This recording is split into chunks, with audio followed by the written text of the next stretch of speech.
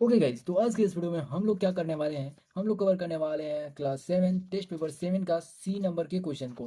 Basically ये fill in the blanks questions हैं। इससे पिछले वाले वीडियो में हम लोगों ने बात किया था क्वेश्चन नंबर बी के ऊपर, जिसमें हमें क्वेश्चन 7 देखने को मिला था 11 से लेकर 17 तक। ठीक है, इस वीडियो में हमें क्वेश्चन नंबर 18 को सॉल्व करना है। देखो हम लोग किस तरीके से सॉल्व करेंगे। इसमें ज़्यादा कुछ खास नहीं है, सिंपल सा तुम्हें टर्म को समझना है और उसका आंसर जो है देते चलना है। तो सिंपल सा फंडा है, क्या करना होगा इसमें। देखो, हमें बोला गया है कि पहला जो ये फिल इन द ब्लैंक्स देख रहे हो पहला नंबर, इसमें हमें बोला गया है कि माइनस में 2a² बी जो दिख रहा है ये आखिर है क्या। तो तुम्हें दिख रहा है कि ये जो वैल्यू है हमें एक ही टर्म में देखने को मिल रहा है। ये -2 जो है कांस्टेंट टर्म हो गया, ये हमारा दो वेरिएबल देखने को मिल रहा है। लेकिन ये जो वेरिएबल है ये हमारा एक ही टर्म बनाएगा, समझ में आया। अगर ये वैल्यू हमारा प्लस या माइनस से किसी और वैल्यू के साथ कनेक्टेड होता तो वो हमारा बना लेता बायोनोमियल। ठीक है, तो पहला का आंसर हम लोगों ने मोनोमियल लिख दिया। ठीक है, मोनोमियल जो है इसका आंसर हो गया।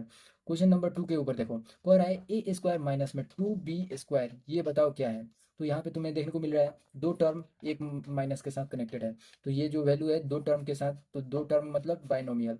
ठीक है, उस तरीके से भी पहचान सकते हो। या फिर दो मतलब जो भी है, अगर वो एक प्लस या माइनस के साथ कनेक्टेड होगा तो उसे भी तुम कह सकते हो कि बाइनोमियल का पहचान है कि कोई भी टर्म जो है एक माइनस के साथ या फिर प्लस के साथ कनेक्टेड होगा। तो ये बाइनोमियल लिख लेना इसमें, बाइनोमियल। ये तुम्हारा आंसर हो गया इस क्वेश्चन के लिए। थर्ड नंबर जो है उसका सॉल्यूशन देखो क्या होगा। कह रहा है कि a+2b-3c, ये वैल्यू तुम्हारा क्या है। तो ये जिस तरीके से टर्म गिन गिन के तुमने बताया कि ये वैल्यू तुम्हारा बाइनोमियल है, ये वैल्यू मोनोमियल है, उस तरीके से इसमें देख लो एक टर्म दो टर्म और ये तीसरा टर्म। तो ये भी तुम्हारा क्या हो जाएगा, ट्राइनोमियल हो जाएगा। ट्राइनोमियल। देखो यहाँ पे तुम्हें नाम से ही समझ में आ रहा होगा, ट्राई मतलब थ्री और मोनोमियल मतलब टर्म होता है, समझ में आया।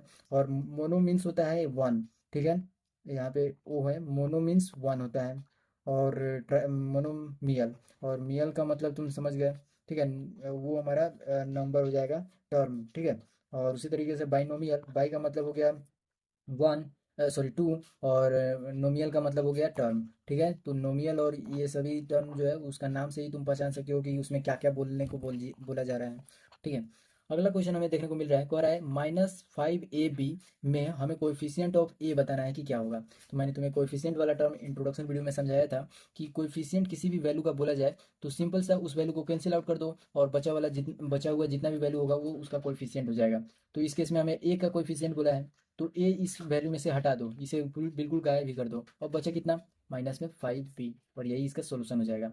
लास्ट क्वेश्चन देखो क्या कह रहा है, कह रहा है x² + 2x माइनस में 5 जो है, इसमें हमें बताना है कि the dash term is 5, minus में 5। तो इसका जो तुम देख रहे हो ये हमें बताना है कि -5 जो है इस चीज़ में वो कौन सा टर्म है। तो देखो, पहले तो तुमने पढ़ा था जितने भी फैक्टर होते हैं उन सभी कोई का टर्म का नाम अलग अलग तुम्हें मैंने बताया था।